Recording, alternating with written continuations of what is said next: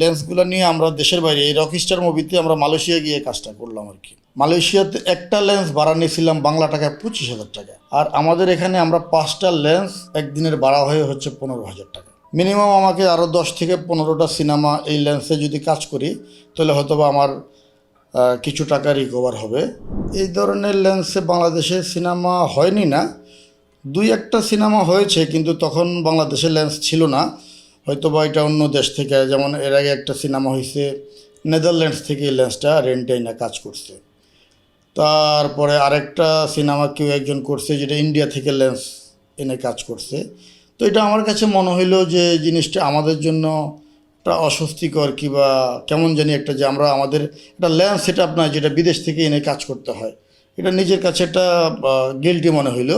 আমার কাছে লাভ লস যাই হবে হবে, আমি এই জন্য লেন্সটা সাহস করে নিয়ে আসলাম এবং এনে তো এই যে আপনার রকস্টার মুভিটা কাজ করতেছি। এবং এই লেন্সগুলো নিয়ে আমরা দেশের বাইরে এই রকস্টার মুভিতে আমরা মালয়েশিয়া গিয়ে কাজটা করলাম আর কি। মালয়েশিয়া পরে আমরা 10 দিন শ্যুট করলাম, আর বাদবাকি শ্যুট এখন বাংলাদেশে হচ্ছে। সম্ভবত 2-1 দিনের মধ্যে শ্যুটটা শেষ হয়ে যাবে আর কি। তো আশা করি ইনশাল্লাহ ভালো কিছু হবে। লেন্সের একটা যেহেতু আলাদা আছে। একটু জানতেই চাই যে এই লেন্স আসলে কত টাকা করে ভাড়া দেওয়া হয়েছে? এটা আসলে আমাদের মার্কেটটা ছোট, বাংলাদেশের প্রেক্ষাপটে আমরা যে টাকা রেন্ট দেই এটা খুবই সামান্য টাকা। আমরা এই লেন্সটাই মালয়েশিয়াতে একটা লেন্স ভাড়া নিয়েছিলাম বাংলা টাকায় 25,000 টাকা, একদিনের জন্য একটা লেন্স। আর আমাদের এখানে আমরা 5টা লেন্স একদিনের ভাড়া হয়ে হচ্ছে 15,000 টাকা। মানে বিদেশের সাথে আমাদের রেন্টটা যে কোথায়, আমরা কোনোরকম আর কি আপনার যারা মিডিয়া প্রেমী মানুষ, সিনেমা প্রেমী মানুষ, সিনেমাটাকে পছন্দ করি, আমরা আসলে এই খড়কুটার মতো ধরে টিকে আছি আর কি।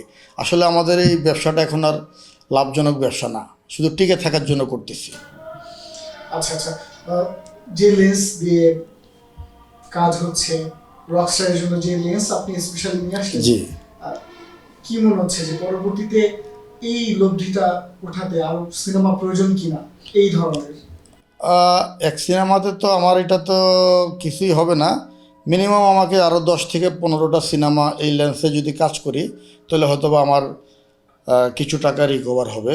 এছাড়া যদি এই ফরম্যাটটা যদি কেউ না করতে চায় সেক্ষেত্রে হয়তো বা লস প্রজেক্টে হয়ে যেতে পারে।